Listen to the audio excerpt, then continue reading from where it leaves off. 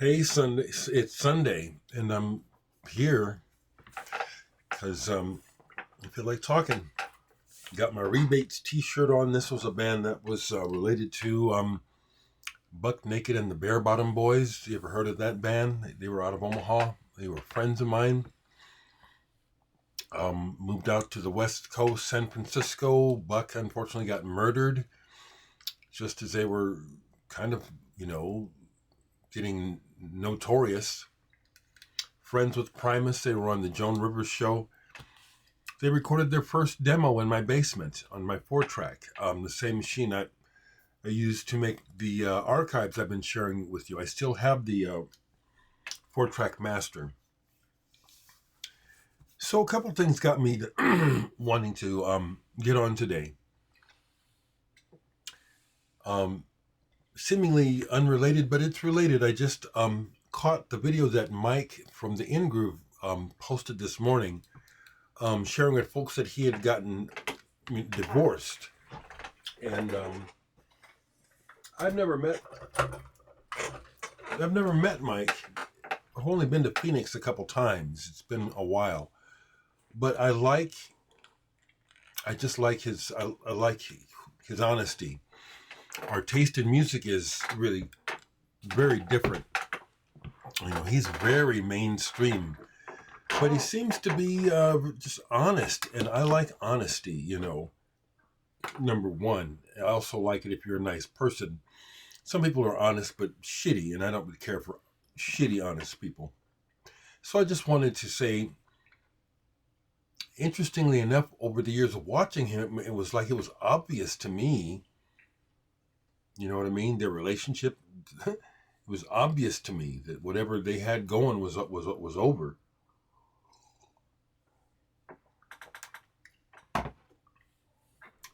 I suppose in a way I admire people who are able to get together and make it work. But but mostly what I think is it just depends on the type of person that you are. Some of us are hardwired to just do what it is we're going to do, and we are not focused on partnering or working as a partnership. And I do think that has a lot to do with what makes marriages and relationships work. Is that's what it's you want it. I'm just glad to know that I knew early on. Do I want that? No. Excuse me. No. I also wanted to respond to a couple of comments. So let me do that. Some things that had me thinking. One I deleted because it's like if the person was joking, I couldn't tell otherwise it was like, I don't know why you're watching if you think I'm obnoxious. This is who I am. I'm, telling me that you think I'm obnoxious, just, it leaves, like I said, it leaves a mental stain for a second where it's like you did to ponder. Well, someone thinks I'm obnoxious. Well, that's just reality, and not everyone's going to like you or think what you're doing is cool. It's perplexing, though, as to what their purpose was in telling me, Did they think they were being funny? Did they think I needed that feedback? Anyway, I mentioned that, but there was a couple more.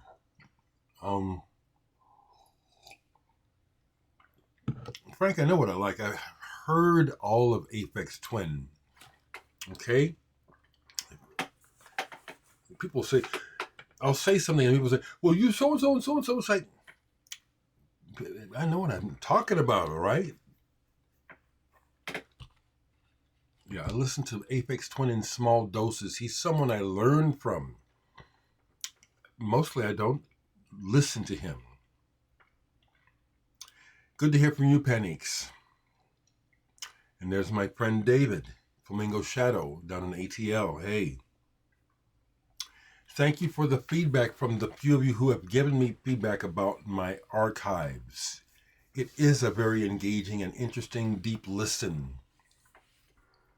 And thank you for sharing that you've gotten into good records because of my channel. Another person makes the comment about Les Réalises des Nudes in relation to the Velvet Underground. Good comparison, because when I first heard Les Réalises, I couldn't handle it. It was like, what the fuck is this? This is just okay. It was just really hard to take. I have the records and I don't listen, but it's part of my pantheon. Is that the word? It's part of what I know. I don't play it much, but I know what it's about. Someone asked me, nice music journey into your early years, so that was your voice? Yeah, that was me playing everything, okay? So Bluger, you're wanting to know how I put my songs together. I don't have a particular process or method. I'll explain this, though. Back when I lived in my other house and I would do tracks where I'm playing the drums, I would start with the drums. There are tracks where I would just start playing and just play, and then I would stop, and then I'd go back and see what I got and try to piece something together. There are other things where I already knew, like Stevie Wonder. I recently watched this interview with Robert Margouleff of Tonto's Expanding Headband about working with Stevie Wonder, and how when Stevie would do certain tracks like Superstition, where he plays the drums, well, he played the drums first. He played the song all the way through. And I've done that too, where I already know what I'm going to do, so I play the song through on the drums. It changes. Like the Sisters Jam on the archive I shared. That's one where I'm doing a jam on a riff that reminded me of the Sisters of Mercy, or maybe it's something from a Sisters song. I can't even remember anymore. But that's one where I had it mapped out in my head already. Otherwise, it just depends. There's no set. That's why music is so cool, because I'll do things and I'll have a definite idea of a melody. Other times it'll be sound that gets me started. Other times it'll be a rhythm that gets me started. Sometimes it's words. There's no set process. That's why it's so much fun. And also why I don't worry about the process. I haven't recorded anything new in a while now, but I don't worry about not. T-Mac, is that an old friend of mine? I forget some of these handles. It's like, they said, I had to giggle thinking of a young Dereck escaping a stinky ass smelling orgy. You're right, That was a good description, One in particular, I was underage and I got stuck there because of my older brother and sister, or it was my sister. Started out as a party, ended up as an orgy. I was stuck. We'd gotten a ride there, and I didn't want to be there, and I was underage, and I just fought off this woman, the whole time. It's like, I'm not gonna do this. It was very weird, and I'll just tell that story and leave that there, okay? So, the cool guy Wolf asked or mentioned the noise documentaries. People who do noise, you bet. I've seen that. And City Ruins, Art in the Face of Industrial Decay. I think I've seen that. I'm going to check. But anyway, he asked if Lou Reed's Metal Machine music was how I got into noisemaking. Oh, fuck no. I was into it way before that. And yes, I wanted to say it like this, because there's a certain amount of pride in knowing and realizing that, you're kind of on the leading edge of shit. It's like, so best way I can put my trajectory regarding being into sound, because that's the same thing as noise, it's the same area, is my older brother would check out records before I did from the library. Then I started doing it because of him.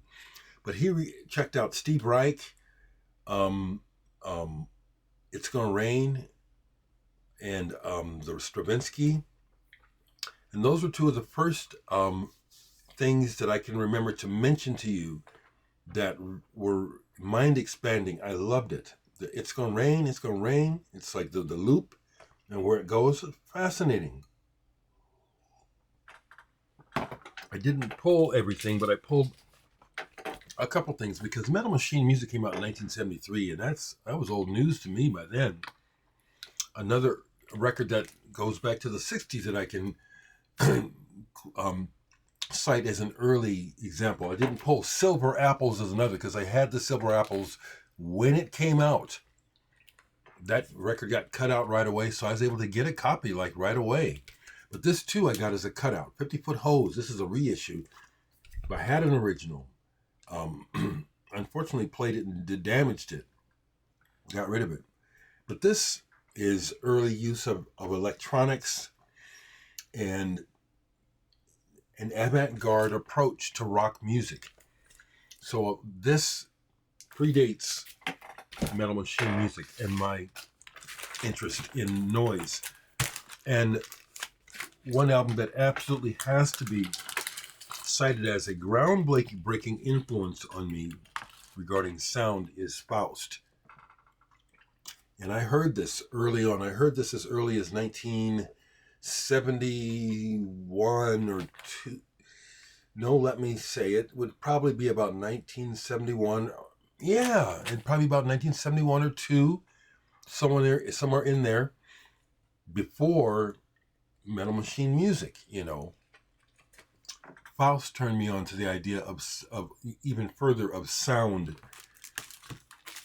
This is the Recommended Records reissue. When I heard this, it stopped me in my tracks. I still have this real strong memory of hearing this at Uncle John's record store. That was a really cool record store in Sioux City, Iowa. And I don't even know why we went. Why did we used to go to Sioux? Oh, okay. I had a friend who went to college there. Is it Morningside? We go up to visit and party and stuff. And one time we were there and went into the record store and they were playing Faust and I knew it. But it blew my mind that someone was playing Faust in the record store. Here's an original black vinyl copy of the first Faust album. Very influential to me. So this stuff way predates Metal Machine Music. Metal Machine Music has not. I kind of just want to say that. Okay, so if that's what makes me obnoxious, so be it. Because I'm enjoying saying this like this. Yeah, yo. Faust and Faust So Far. This is an original. I had this so long ago that I was still a kid and didn't really know what to do with the pictures. I threw them away. I was still a teenager. So yeah, this was like, 71, 72. Before, see, my chronology kind of gets messed up, when I try to remember things. I wanted to share that though. No, Lou Reed gets no credit there. None. I've seen Lou Reed way back in the day. Ian Dury and the Blockheads opened the show and Ian Dury blew Lou Reed's ass off the stage. Musically, they kicked his ass. Now, Lou Reed was a spectacle, and I'm glad I got to see him play. But being the astute observer that I am, and I'll say that again, having fun with this, I could tell that Lou Reed was out of his mind on drugs when I saw him. So, that's what I got to say about Lou Reed. The other thing I want to share is this, thanks, a couple more folks bought the archive. Thank you. I'm going to say it again, if there's more interest besides just a handful of people, I'll share more of my archives soon. I actually went through some more CD archives yesterday listening to stuff, and I have more early, really primitive stuff that I didn't get to while I was choosing those tracks. So if it appears that there's more interest, I'll eventually share more. I'll probably eventually share more anyway, but I'm trying to gauge interest, Is it just a couple of folks that really listen to this, want to hear this? I liked it. I'd like it if it was more, I'll be honest. Okay. So the other thing about the weekend was that I went ahead and said to myself, okay, I can celebrate the 33,000 subscribers the way I like to subscribe, which is to buy some records. So this is what I did because of my recent expenditures and being really low on my what's in my account. I said to myself, I can't go back to Grapefruit because that I know that I can't go there because I want to spend too much. But let me go to Homer's because when I did the last haul at Grapefruit, I was originally going to go to Homer's to get this. So I went ahead and did it. I went ahead and got it. The reissue of Seal's second album, Seal. Love this album and I love this man. So I went ahead down to Homer's early yesterday, spent time with Mark Manor, had a good conversation with him. I really like Mark Manor. But I got this, and haven't even played the second album, which has Manic Depression with Jeff Beck on it. I haven't played that yet. Kiss from a Rose has nothing to do with why I rate this album. I rate this album highly because of a couple songs, and the one in particular has a lot of nostalgic power to me. Fast Changes from this album. When I was in Japan for the summer in 1994, this was one of the albums that me and my bros, and I will call them that, I miss them, the Kajiharas. We would listen to this, among other things, in the studio while working, and also in the van while traveling back and forth from Kawaguchiko to Tokyo to work. And Fast Change is one of the songs that I can remember one trip in particular where it just hit us. Cunyo was driving and he started tearing up. And I felt it too. It's just a beautiful. And then Isaac Guillory, a name who's been involved in music behind the scenes. His guitar playing on this is fantastic. Beautiful. So I went and got this. But also I got another album because it was also please tell me I didn't put it away. There it is. So it's ironic because I knew, like they do, when famous people die, posthumously people really work on making that money. And David Bowie and Prince have been prime examples where they're just any scrap they can find, they're putting it out and getting the money. Well, I'm a sucker, I guess, because I've been buying it. I missed out on the Rock and Roll Star Record Store Day release. And as soon as it came out, it went up to $80+. That's fucking ridiculous. So I don't know if this is the same album, but this was released, David Bowie, Rock and Roll Star. So I went ahead and grabbed it, got a print. I actually have it up on my wall. Changed the Massive Attack poster to the Bowie print. I'm not sorry I bought this because it's commercial thinking. It's like, we'll save the best till the last. We'll piecemeal it out and just draw it out and make as much money as we can because this is damned cool. And I had never heard these outtakes. And they're pretty cool to hear. Like the way it starts, the early Ziggy session take of Hang On to Yourself. It's different and it's raw and it's really good. So I grabbed that. I looked in the used section to see what do they have, and they had very little. Like I said, there's no comparison to Grapefruit when it comes to their curation of used records that they buy. grapefruit could break me easily. So almost only had two items of any interest to me used, and I bought them. I used to have this, and I sold it, but I got it back. Music and Rhythm, the album, the benefit double LP for WOMAD. And this is a good program. When I put it on, it's like, yeah, I remember this because I used to play it. It starts off with the Burundi, the drums of Marzbuko, and then it goes to Peter Gabriel, who again was the mastermind behind all this. But it goes all the way through John Hassel, David Byrne, XTC, more people from around the world.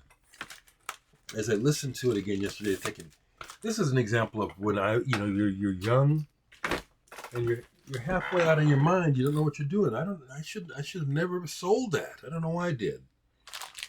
And the only other thing that I found that was any good was this, and I was happy to get this. John Gibson, Songs and Melodies. I know John Gibson through his work with Philip Glass. So there's the minimalist. This is minimalism. These are pieces where it's almost like the person is playing like in a loop. See, that's what I got turned on to by Steve Reich and Philip Glass, is the idea of undulating, slowly evolving patterns. And if what you're playing to start with is compelling enough, it draws you in. This is very good. Real good. I haven't even really looked to here to see, well, Arthur Russell plays on here. Yeah, David Van Tighem is on here. Kurt Minkasi, of course, is the engineer. People who I associate with Philip Glass. I told you I met Philip Glass years ago. I told that story. It was a wonderful meeting. Peter Zummo was on here too. And I had copies of my first EPs to give to Philip Glass, which I did. And he asked for my autograph on them. And he says, I keep these things. He said, these things are important to me when people give me music. Some other stuff was, yesterday was Todd Rundgren's birthday. I've met Todd Rundgren too, and I've told the story where a friend of mine gave him copies of the Norman record we played on, because Dean from the Norman band, he's a huge Todd fan, seen Todd hundreds of times, has traveled out to Todd's place in Hawaii for those private concerts. Anyway, here's one where I printed the cover, but it's Nas, Not Wrong Long. I remember Open My Eyes. It caught my attention when it was on the radio. The little bit you heard it, but I noticed it. I liked it. Then excuse me, played almost all this yesterday. Fuzzbox. I don't know if I bought this or someone sent this to me. I think I bought it. It's a 5 CD set with a 7-inch single with Jimmy Page on one side and Timothy Leary on the other. I played most of the CDs yesterday. It's a mix of old and new. Cleopatra is one of those labels where it's like, seems like, slightly exploitive, but they get it right most of the time. So most of the stuff on here is good. There's some stuff that's really shitty. And that's what these things will do, is they'll mix it up. Has a fake sheet of acid, actually perforated. That looks like, it's a skull in the booklet. Yeah, so on one side is Timothy Leary, What Are Psychedelic Drugs? And the other side is Jimmy Page with David. I can't see it. That was fun. I really enjoyed listening to it. Quite a bit of good stuff on there. And a couple more things. Went back and listened to more of these albums that I bought at Grapefruit, like this Cluster album. Zoe Osterey. One side of this I like, one side of this I don't like. It's the side with all the German talking. And it's like, I don't speak German, and it kind of turned me off. The other side I got into.